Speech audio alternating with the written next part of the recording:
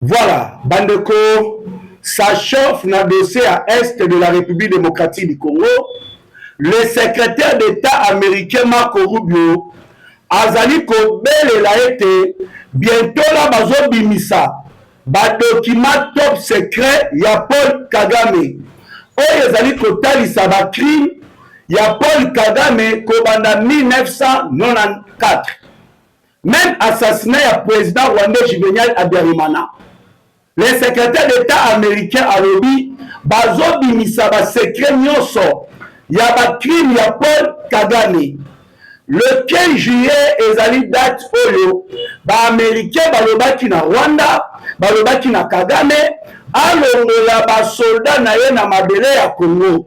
Toye komona avant date wana ya le 15, Paul Kagame abengi na lombango Joseph Kabila akoka koya koparticiper na réunion oyo mosangisi ba leader ya ba M23. Kabila ayeki kokita na hélicoptère na niveau ya Goma. Bandeko, makambo nini basololi? Est-ce Kagame akolongola batu na ye na niveau ya Goma? Qu'est-ce qui se passe? Une délégation bandeko ekumamaki na ba officier mosusu ya FARDC bayaki kokita na niveau ya Goma. Ali ouvre les choses selon les informations. Oyo tozali na yango loba kaka ke Kagame a changé la dernière minute. Si Kagame a changé te bandeko, Goma ezozala récupérer. La représentante spéciale adjointe du secrétaire général des Nations Unies accompagnée na 3 officiers de FARDC, tozali komona un lieutenant-colonel et 2 majors bayaki kokende na mission spéciale na niveau ya Goma. Bandeko, la paix a changé de camp. La diplomatie appelons de la République ezokumba ba résultat moko donc Kagame abandaki ko s'attendre na yango te. De l'autre côté bandeko, na niveau ya Mikenge, je vous assure bandeko makambo za ya koinda, car les éléments rwandais du M23 ebele ba déposer mandoki na bango. Misusu to capturer bango bandeko. Qu'est-ce qui se passe? Na sengi bokoto bokoto bokoto.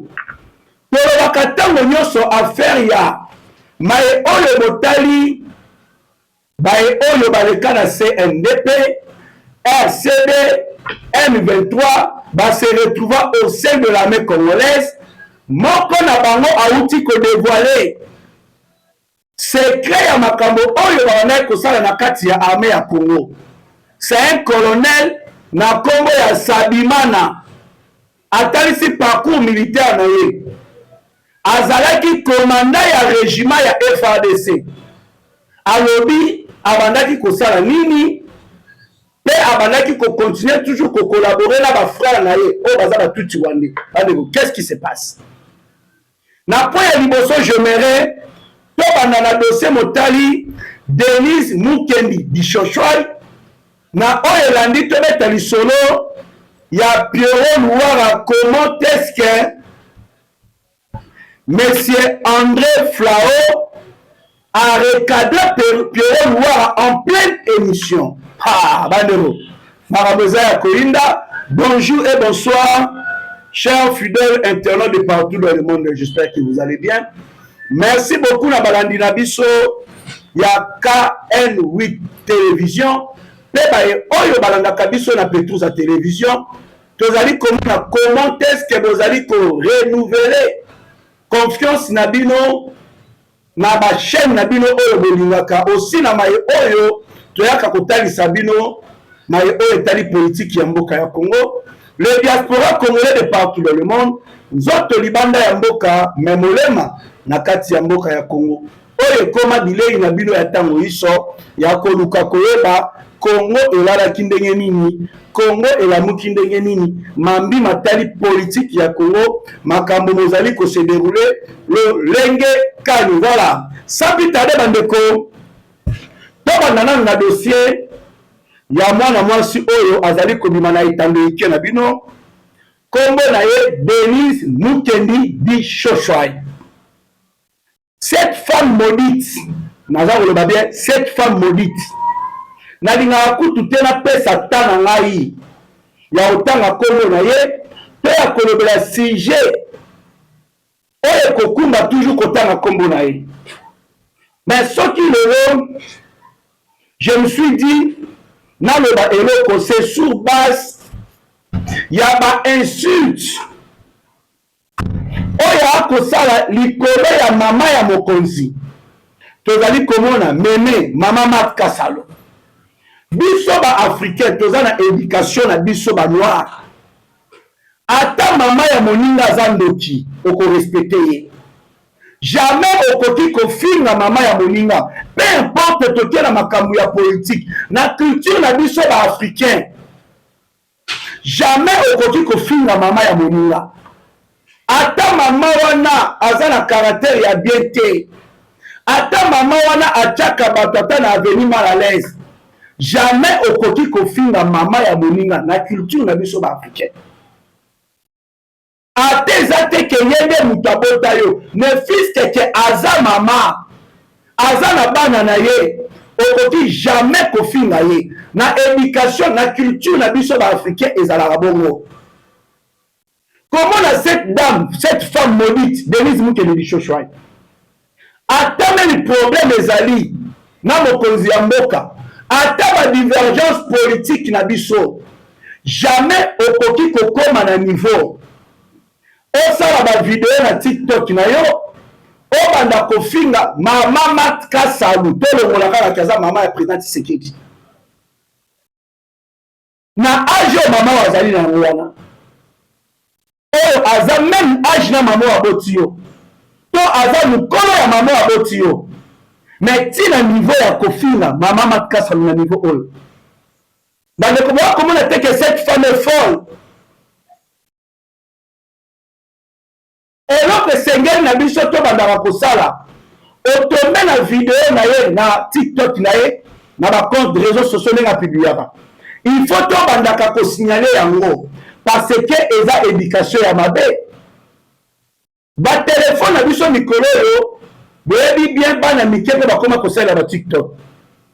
Ozomona mwana âgé de 12 ans akoti atalaka ba video ya TikTok, atombe na video ya cette femme maudite oyo Denise Mukeneli Shoshwai aza kofinga mama mukolo lokola mama Mat Kasalo. Mama aza na bakoko, aza na bana ya bana na ye, so mwana ya 12 ans atombe sikoyo na eloko ya bongo. Denise Mukeneli Shoshwai akofinga mama ya bongo, akofinga koko ya bongo, eza kobebisa éducation ya bana. elongo bali kobandaka kosignalaka compte ya cette femme oyo azali korouler pour le Rwanda. Mwana mwasi oyo afinga bamama ya este, emomo bamama baakoboma bango na este, bamama baakoviole bango na este, mais mwana mwasi oyo afinga bamama ya este na passage na ye na Rwanda aye koleka na zone oyo eza na contrôle ya ba M23. Asali hypocrisie ya kosenga bolimisi na bamama ya este, aza na bamalédiction. Mwasi mobimba avandaka jamais na mobali atotalize ne année moko, une année ekomaka te. Osenti moto na année moko azobala 3 fois, année moko azobala 3 fois. Tobota yon mutu ya bongo. Est-ce qu'il akoki kozala na leson ya kopesa bato? Est-ce qu'il akoki kozala na leson ya kopesa na bato? Nasengi na bandeko na nga bakongole tobandaka kosignalaka bacompte ya bato ya lolenge ya bongo, bato ya soni. Nakoki kose maintenir na dossier na ye te, on doit toleka page mosusu. Parlons de André Flao a recadré Péro Louara en direct. Alors, il faut aussi reconnaître Oyo Eza Kotambola. Il faut qu'on y ait Péro Louara parce que tu es là. Oh non, tu sais qu'elle dit ceci, tu sais qu'elle dit cela. Mais tu sais qu'elle dit depuis Ayana Bokonzi na Congo. Makambo Bele na Congo Zongi na Nzela. comment azoli la position oyo azalaki lisusu te. Il faut qu'on reconnaisse ceux qui makambo ezotambola. Au lieu toujours de critiquer. Invité sur le plateau de Pierre Louara, le politicien belge André Flao n'a pas suivi le scénario attendu. Dès la première question voulant démontrer qu'auprès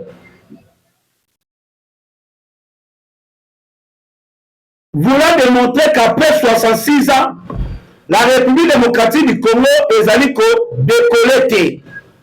Le Premier ministre belge a rappelé qu'il est préférable de valoriser les avancées, d'encourager les dynamiques positives plutôt que de répéter sans cesse que Eloko est allé marcher. Passant échappé à cette première humiliation, Pierre Louara est revenu avec plusieurs autres questions, cherchant à discréditer le président de la République, Félix Antoine Tshisekedi Tshilombo. Mais André Flao a posé de faits. Infrastructure, gratuité de l'enseignement, investissement dans la santé, modernisation de certains aéroports diplomatiques, activités et retour de la République démocratique du Congo au premier plan sur la scène internationale. Il est difficile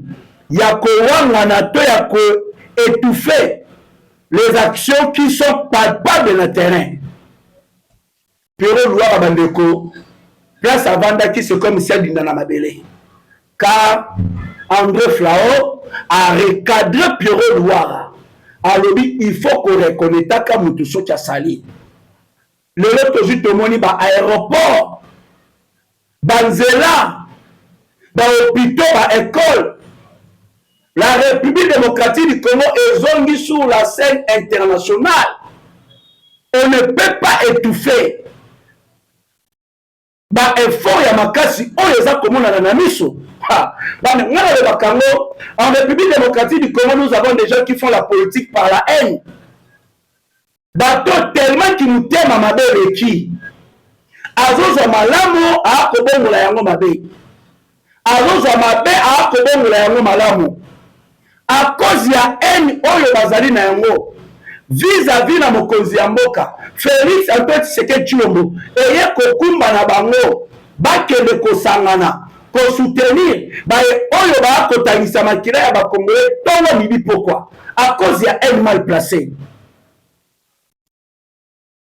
Bakongole ba komona bakongole baza bazoba te donc oyo bokoki koya pona ko manipuler. Cette fois-ci, je l'ai dit tant de fois, fini la récréation. Notre devoir est d'aller à la conscience à Bandeko Nabiso. Il y a pour ramener Bandeko Nabiso la voie de la raison. C'est pour cela que j'insiste. Décollage à Moka Congo. On doit aussi changer cette constitution. La constitution de 2006. Et ça qu'on reflète la réalité à Moka Nabiso que tu as traverser. Car cette fameuse constitution, et Salema na Kigali, na bureau ya Paul Kagame, bazo souveraineté ya mboka na biso, baseda yango babotola biso souveraineté ya mboka na biso. Na constitution ya 2006, ezo ba Rwandais, et reconnaîta bango de Congolais bandeko, ba Rwandais bakoma ba Congolais, et pesa bango droit ya mener vie politique en République démocratique du Congo. Ce qui veut dire ndenge bazali wana bakoki kofongola ba parti politique, bakoki ko postuler la présidence de la République, bakoki kozala nommé ba ministre, bakoki ko postuler la députation nationale provinciale. Mais ce sont des Rwandais. Mais bokolukata article moko na kati ya constitution ya mboka na biso ya Congo oyo pesa kopesa biso pe droit ya komene vie politique na Rwanda ezate ata na Rwanda ata article moko oyo Rwanda esena souveraineté na yango oyo Rwanda epesa pe autorisation na ba Congolais ba postuler na Rwanda ezali te. Comment tokoki kosala la constitution oyo ezali ko justifier cette agression contre la République démocratique du Congo.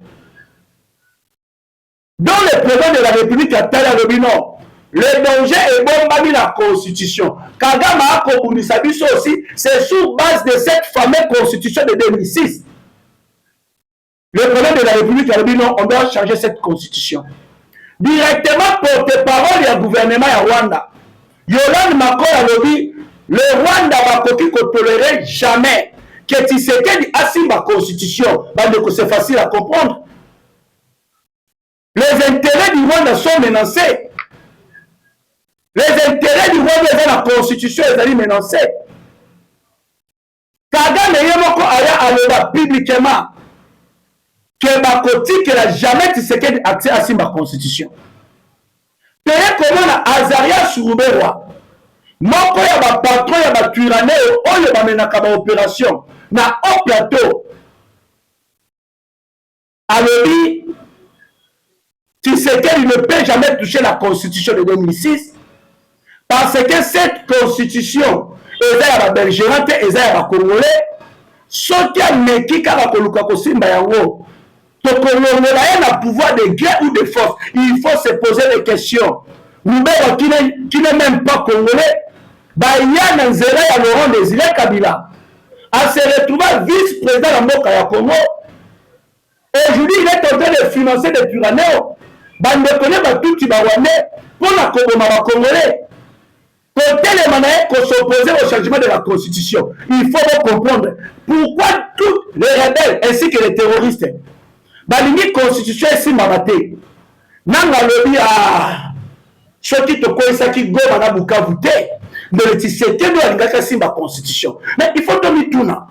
Baye oyo ba kotanisa makila ba congolais. Baye oyo ba kokumba balkanisation infiltration na mboka ya Congo. Pourquoi bango nyonso balingi constitution ya Congo simba mate? C'est facile à comprendre.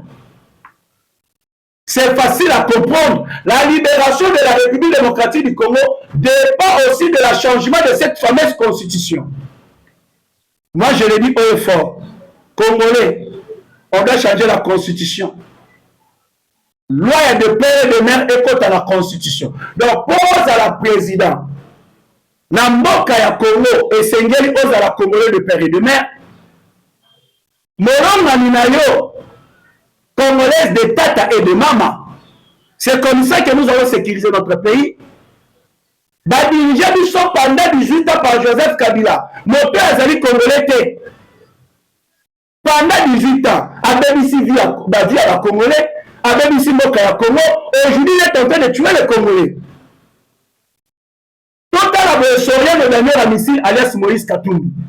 Il n'y a pas besoin de comme président à Congo. Mais tant que Dr Noël Chan, avec qui de père et de mère, Moïse Katumbi qui n'est pas un de comme papa n'est pas juif. Alors il va Congolais besoin d'une attendre comme président à Boka la Bango. Allez-y comprendre. À quel confond la bouche pas de comme papa n'est pas juif. Motoroko ya Katumbi. Quand la gouverner na Katanga, boyebi ba makambazo sala. Quelqu'un qui est tribal, a comme appelé la Congo. On doit sécuriser la présence de la République. Donc le père de mère écoute à la carte constitution. Et là, on a besoin de ranger la paille dans le Congo. On a besoin de Congo mauvaise qualité. On a besoin de Congolais autoproclamés. Il que loi de père et de mère soit la simple constitution qu'on va dans la carte. Alors, espoir na bango. Il y a que dirigeant Congo le lobby va s'envoler. C'est ça la réalité. Na kolingana tali sabino déclaration ya colonel Sabimana dans la poste stratégique en cannabis. Ezala na kati ya armée esengeli ezala na contrôle rien qui na ba Congolais de père et de mère. Trahison de ça na est c'est sur base de quoi? Parce que ba pesa ba Rwandais ba poste clé na kati ya armée, ba poste stratégique na kati ya armée. Qu'on confie un poste à un rwandophone un ancien seigneur de guerre, rébellion pro-Rwanda dans l'armée nationale, et ils allaient fragiliser ma pinga ya mboka na biso. Na déclaration ya colonel Sabimana atalisi parcours militaire na ye na kati ya FARDC avant akende ko rejoindre bandeko na ye de la coalition M23 bar RDF bar AFC. Atalisi parcours na ye na kati ya armée ya Congo, a déclaré alobi azalaki commandant ya régiment ya FARDC et en même temps abandaki ko collaborer na ba frère na ye ya coalition M23 bar RDF bar AFC. Boyoki commandant ya régiment tellement kaza congolais te na ba pesi azala commandant ya régiment. Atali Congo eza kobunda na bandeko ne batuti wale na mboka ne Rwanda a décidé ko collaborer na ba frère na ye ya ba M23 au détriment de la République démocratique du Congo, au détriment ya armée oyo ye azali commandant ya régiment. Alobi mission na bango ezalaki ya kofragiliser armée ya Congo, kozwa ba plan ya armée, stratégie ya ba FARDC, kopesaka yango na ba frère na ye ya ba M23. Mission na bango babandaki kofacilite bashite ya ba village ebele pe ya ba localité ebele. A confirmé que FARDC ezali armée te car bango mission na bango ezalaki ya koboma yango pe ba détruire armée ya FARDC.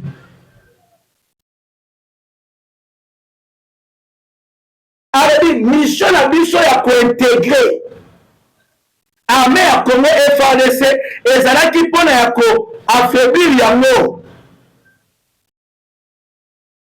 ezalaki mpona kopermettre na biso to récupérer Congo bababele ya Congo. Là c'est le colonel Sabimana, un tout Rwandais a kotalisa parcours militaire na FARDC.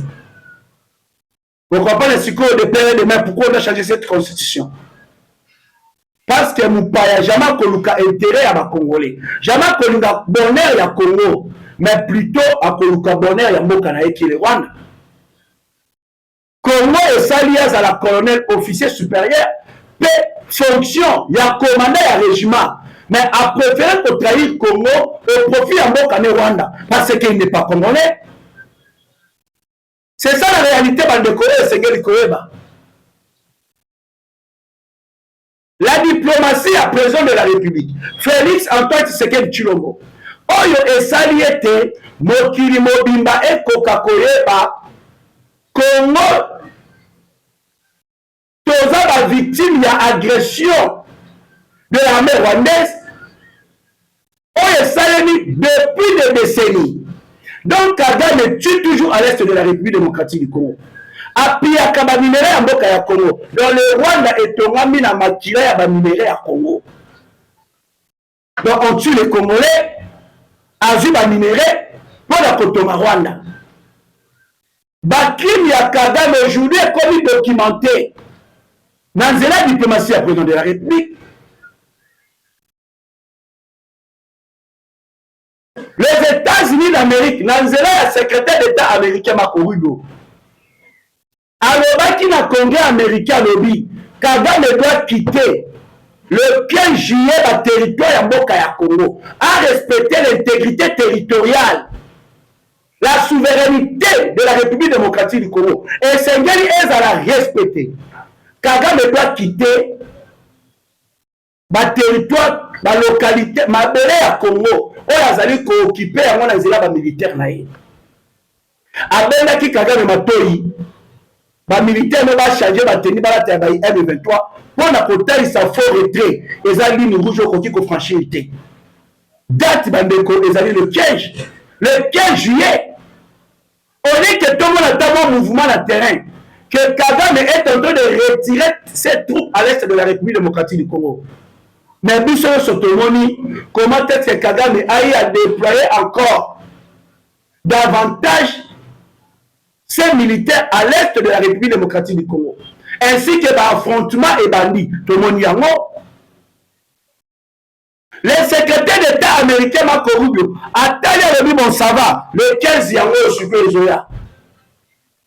Premièrement, Kagame esengeli akangama. Donc arrestation ya Paul Kagame en téléchargement car le président américain Donald Trump décide de passer à la vitesse supérieure. On a tout arrangé, on a tout planifié car Kagame doit être arrêté. Le secrétaire d'État américain Marco Rubio a dit que les documents secrets oyo etali président rwandais Paul Kagame esengeli barendre en public. Babimisa makambo nyonso ya Kagame ezali dans une déclaration faite cette semaine. Alobi qu'il est temps de publier tous les documents et messages confidentiels ezali kofunda Paul Kagame na ba crime na ye depuis 1990. Alobeli concernant maye oyo attentat ya le 6 avril 1994 oyo ekumba liwa ya président Juvenal Abiyarimana oyo babeta missile na avion ya président Juvenal Abiyarimana. Alobi yango mpe bakorendre yango public tous les détails ya bacrime ya Paul Kagame. Selon lui, rendre ces informations publiques permettrait de montrer la vraie image du dirigeant rwandais. Oyo bango ba américain ba considérera que c'est un criminel responsable de nombreuses morts. Là ça démontre que mon mutu soki balingi bakanga ye bakoma ko bimisa ba biloko na ye oyo eza confidentiel.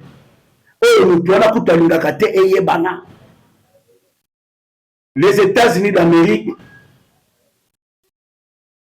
balobi, il faut qu'il y ait une situation dans la région des Grands Lacs et Sengeli va traiter qu'il y a on doit d'abord mettre hors état de nuire les génocidaires responsables. Il y a des ordres dans la région de Grand Lac Paul Kagame. A commencé par son arrestation. A commencé par son arrestation. Là où Kagame Azali, les génocidaires ont senti que Makambo comme commandant et surtout les sénateurs républicains alliés Yamakasa Paul Kagame ou Awuti Kokufa na maladie moko ya muke âgé de 71 ans. Moto abadaki ko défendre Kagame. Kobundela Kagame na Maison Blanche a Koufi. Kagame atali ali où vont les choses. Et là, aussi déploiement. Il y a des militaires FARDC, il y a des militaires de Burundi, il y a des Wazalendo, ainsi qu'il y a des mercenaires blancs. Dans les problèmes de la République à Lobi, qu'on bloquait accès à beaucoup de Grand Katanga. Le chef de l'État congolais a dit la récupération des mineurs est le point zéro. Dans les affrontements, Bandeko, Toza Koboma Barwande na décret incroyable. Quand Kagame Yasuka échoué, directement le génocidaire a bengi Joseph Kabila. Bandeko, a bengi Joseph Kabila par son vrai nom. Hippolyte Kanambe Kazemberebe. Kagame a bengi à l'obi. Yaka na Lombango. Réunion ya Kafu Kafu et Salema Awana Goma avant le 15 juillet. Tout décidé déjà l'élo avant que le pire arrive. Là où Kabila Zalaki, Kabila a vu à matin un hélicoptère. Hélicoptère et Kokita na Kabila na niveau ya Goma.